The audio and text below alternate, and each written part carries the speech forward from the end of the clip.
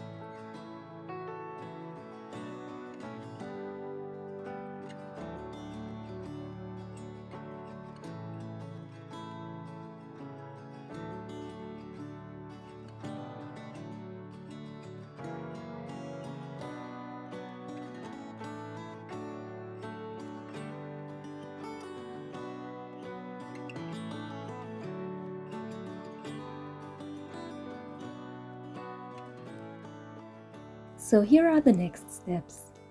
We have to get the rest of the previous tenant's stuff down from the attic, and we have to remove the rest of the floor and styrofoam. This is gonna happen today. Also, last time we were here, you saw me shoveling a ton of mud and straw into one corner and a ton of plaster into the other corner of this room. Today, we're gonna get rid of the mud and straw as well as the wood wall panels we ripped out of the ceiling to free up some space up on the second floor. We are using the debris chute again to get everything downstairs. My brother-in-law didn't believe I could shovel all of this mud by myself within 1.5 hours, but I did, and I was very proud of myself.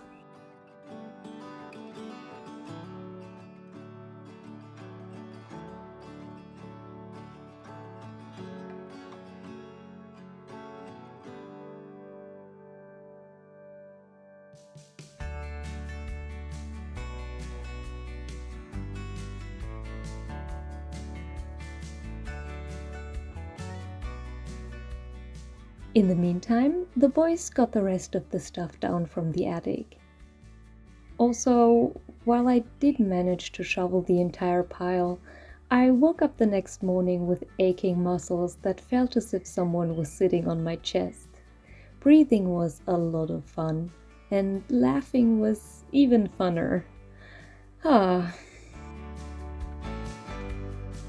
Alright, now that we have seen a lot of dust and destruction, I would love to quickly show you something a bit prettier before we look at the final result of today's work. Last week I promised you to show you some of the things that will be moving into the cottage with me. Let's change into something clean. That's better, let's go. All of the things you are going to see I either inherited from my parents or grandparents, bought at a flea market or from local sellers or at local markets. Some of them I bought at a local market last week, and in case you haven't watched that video, I'll link it for you. I'm in love with this coffee table that is actually a wine table because it's made from a real wine barrel. I got it from a small local shop and I'm in love with it. I intend to use it as a coffee table in the living room, but feel free to leave me suggestions in the comments if you have another idea.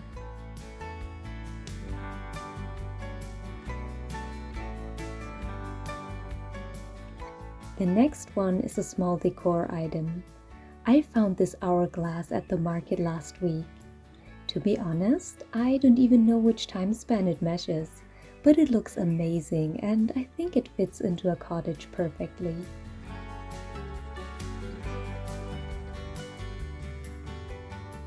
I also got these wooden coasters at a local market. Not the one last week, but a very similar one. They are real tree slices. Unfortunately, I killed one of them already, but the rest will be moving into the cottage with me.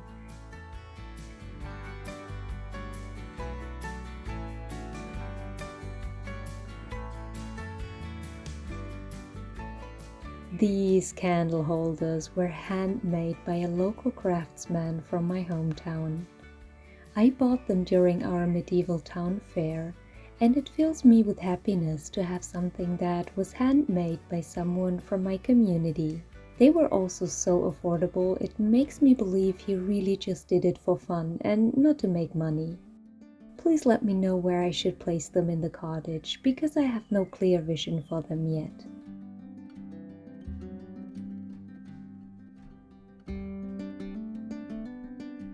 Okay, and speaking of candles, here's the first item you saw at the market last week. Remember the cool candle eaters that run off of wax remnants? This one was a gift from my sister, but she bought it from the exact seller we saw last week. An absolute must-have in a cottage, where I will surely have lots of candles for extra coziness.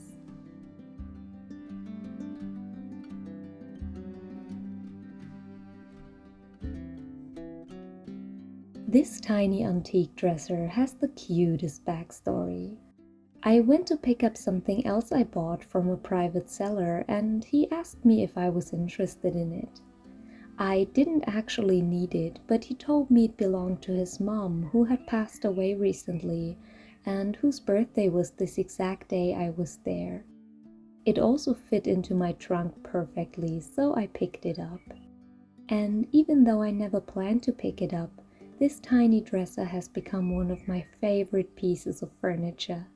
Let me know where you would place this in the cottage.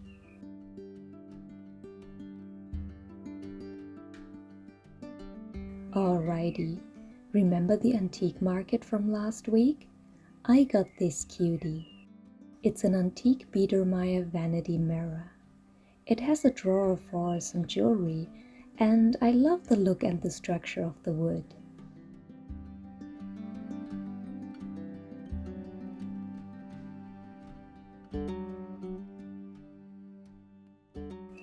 I can't get enough of these wooden bowls. I have 3 of them already, and I have a feeling I will pick up even more whenever I get the chance. They are from a local seller, and I love their perfect imperfection.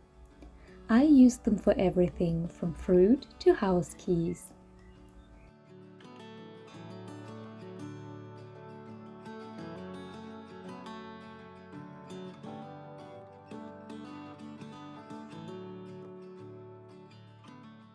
This mirror has a very cute story as well.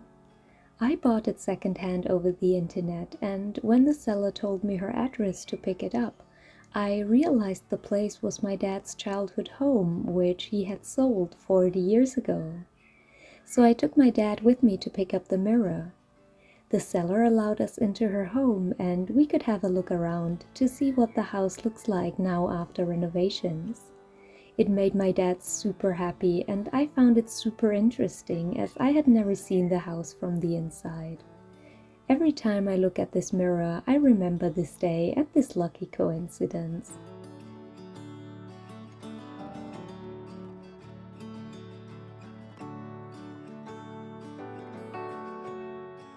And then, of course, there's this matching frame with dried flowers inside. It goes perfectly with the mirror, and if this isn't cottagecore, I really don't know what is.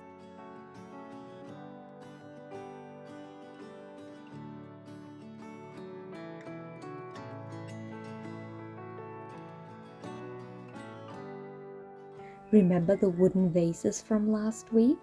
I might still get one of those, but I wanted something a bit more spectacular.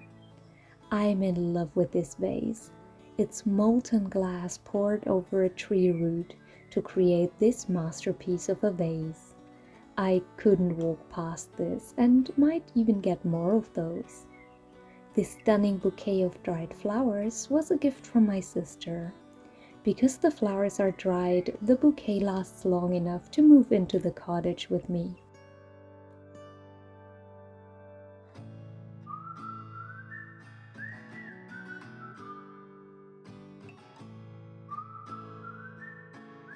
This three-piece set of pictures belonged to my grandma. When we cleaned out her home after she passed away, I kept them. With their nature scenery, I think they really fit into a cottage, and they remind me of my grandma every time I look at them, which makes them extra special to me. I'm sure she'd be happy to know that they are part of my home now.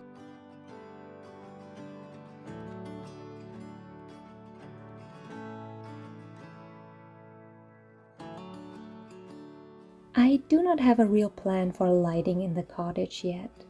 I have a number of antique chandeliers like this one, which are all different and unique and gorgeous. I bought them secondhand from private sellers and they are super cool, especially as you can put these flame-style light bulbs in there. But I might also go for something completely different and maybe not as massive in the cottage. I really need your opinion on this. Should I use these historic chandeliers in the cottage, or should I look for something else? Please let me know in the comments.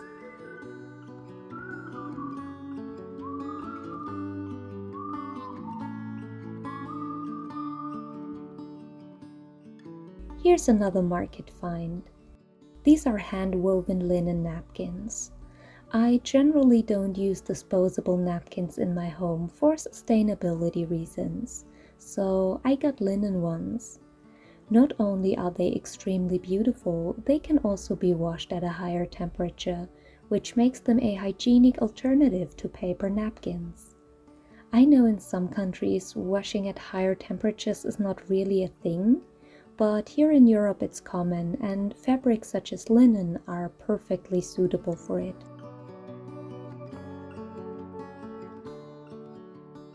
Then there is this piece of art. What do you call this? It's abstract and made from natural wood. This is exactly my kind of decor. It's simplistic yet cozy and natural and not kitsch at all. It allows you to redecorate and it will still fit in with pretty much everything. I might get one or two matching ones when everything is furnished and I know where I might have space for them.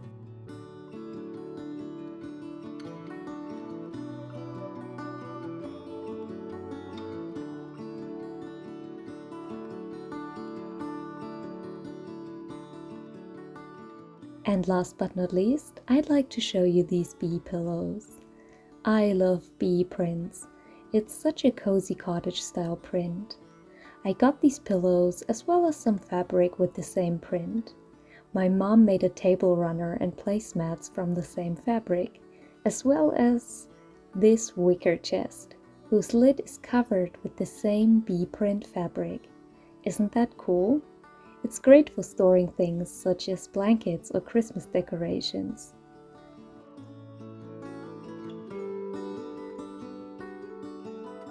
Please let me know which of the items was your favorite and whether you think they'll fit into the cottage.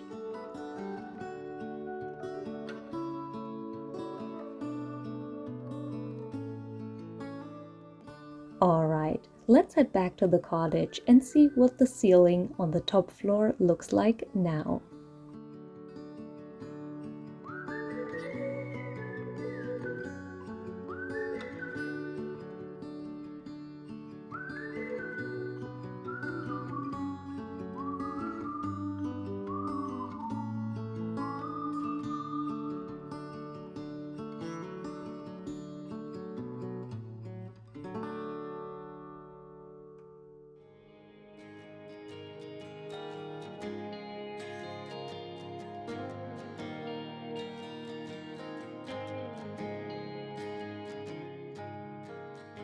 The attic is now completely empty, and we can start turning it into a proper room.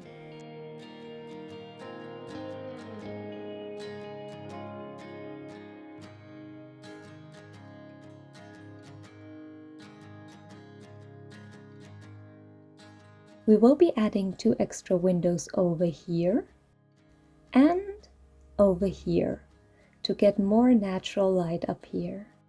So I might be able to have a cozy reading nook up here, or even a spare bed for someone to sleep up here.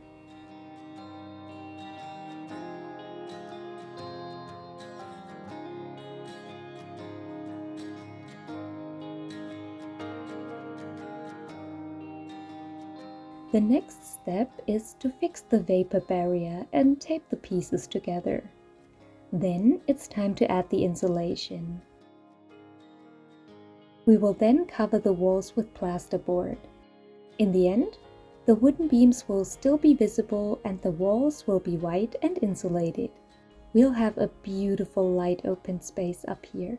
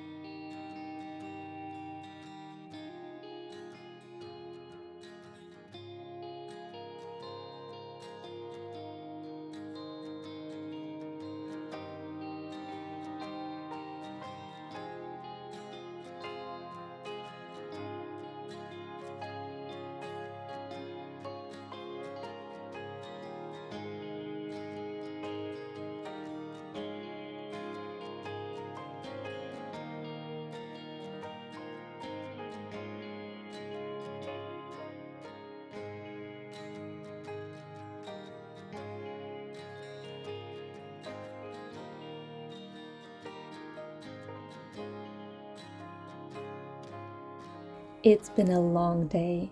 My sister says I always look like a mine worker after a day at the cottage, and I guess she's right.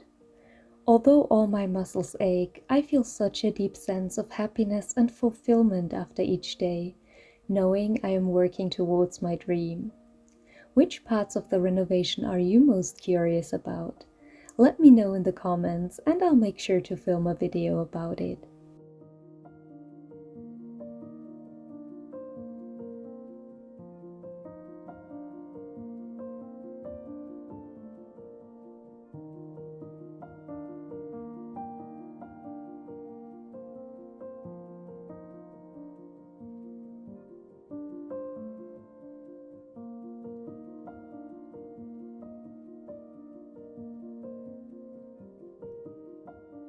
Thank you so much for joining me, and I'll see you in my next video.